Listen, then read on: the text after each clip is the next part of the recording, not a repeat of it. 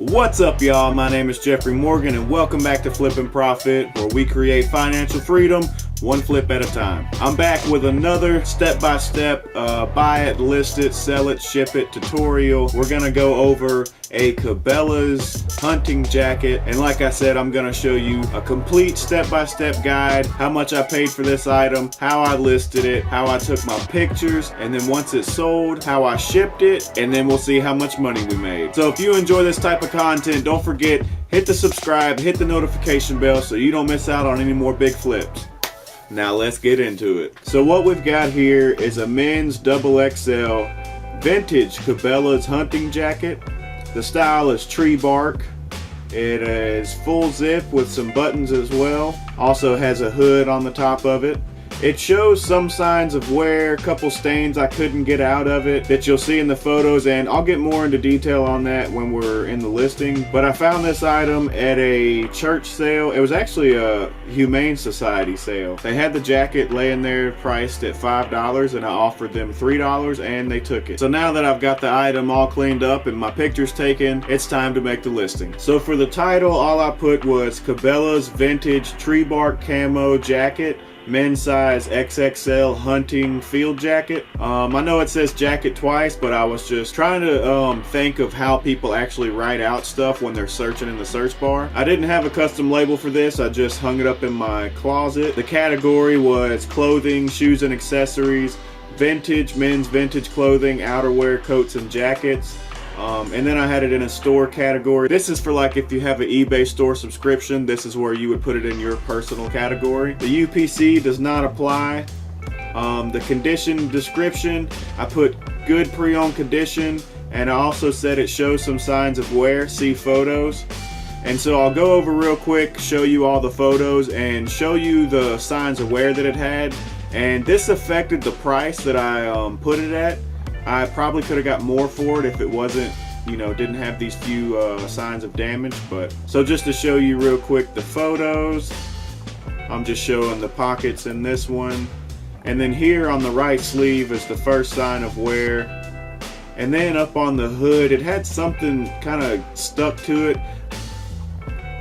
And here I'm showing the tag, and then here I'm showing the tag more in detail. And this is also, when I found the item, kind of what let me know that this is a vintage item. If you just look at that tag, I don't know for most people, but for me, it was just a hunch. I could just tell this is an older tag. This isn't like a new modern tag. It just seemed and felt like an older jacket, and so I knew it was most likely vintage. And when I looked it up and did my research, I found out that it is vintage. And this next photo, on the back of the sleeve, there was a few little white marks that I couldn't get out of it, but like I said, I just took photos of it and said in the description to make sure to check out all the photos. And then here's a shot of the back of the jacket. The next photo here is just another little white mark that was I couldn't get out of the jacket. And then these are the photos showing the measurements of the jacket. So moving on to the item specifics. The brand is Cabela's, size type regular, men's 2XL, multicolor. It was made of nylon Gore-Tex. Type was jacket, theme vintage, and then the rest of the stuff, you can fill this out. You know, if you find things to make it more descriptive, to be more specific about your item, then go ahead and do that. That will help your search rankings. But for me, I went ahead and just left most of this blank and moved right on down to the item description. And in the description, I put the jacket is in good pre-owned condition. It shows some signs of wear, see photos. Please look at all pictures and ask any questions. Thanks for looking.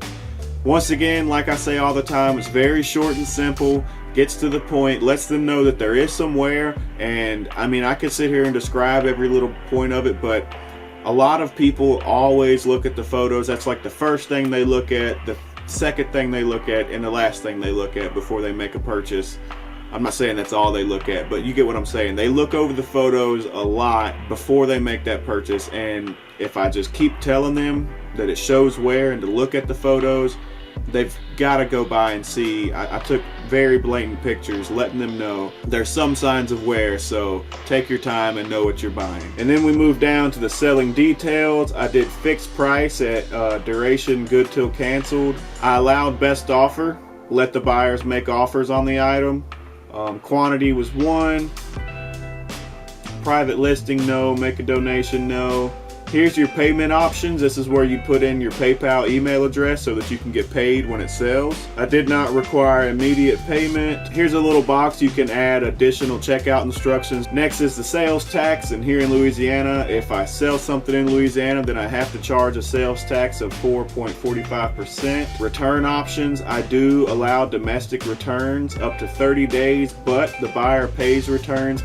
And that's only if they decide, like if they got this jacket and decided that it didn't fit, then they would have to pay the money back. But if they got the jacket and it was like torn to shreds, you know, showed up defective or something, then that's on me. And next up, shipping details. It didn't really matter what I put in here because I did free shipping, priority mail. Handling time was 1 business day.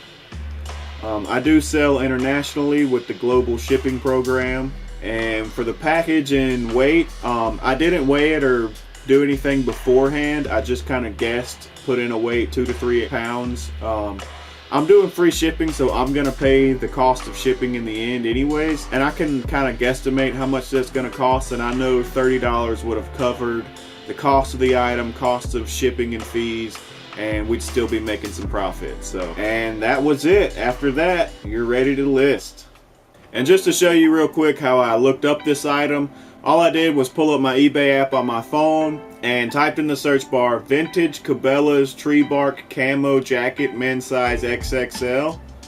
But after you hit search, always remember to come down and hit completed items. Some people like clicking on sold items only, but I like to look at the completed ones because it's going to show you which ones sold and didn't sell. And so if you have an item where there's like 100 of them that didn't sell and only 1 of them sold, well then maybe you don't want to pick that item up because it might be really hard to get rid of it. So then we get our search results and we can see here is some overalls that sold for 33 plus 15, but that's not exactly the same print. This is the same print, but it's a vest and it sold for $40 plus $15 shipping. So hey, keep a lookout for a vest like that. But here we go. Here's a jacket a lot more similar to mine, and it sold for $22 plus $13 shipping, so about $35 total. And then we've got some more Cabela's camo jackets, but not exactly the right camo like mine. Here's one that only sold for $10.50. It's a lot different though. It doesn't really have the pockets and stuff like mine does. And here's one that sold for $38 plus 15 shipping. So after looking at all this, I kind of thought to myself, maybe $30 would be about the right price to, you know, set it at. And so after I listed it, within a day, the very next day, it sold full price for $29.77. So I mean, maybe I could have got more for it, but I'm really not worried about that. We made plenty of profit.